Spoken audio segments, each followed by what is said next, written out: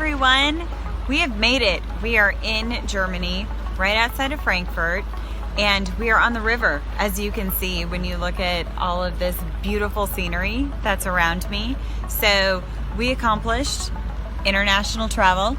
We made it to Europe. It was about an 8-hour, 45-minute flight.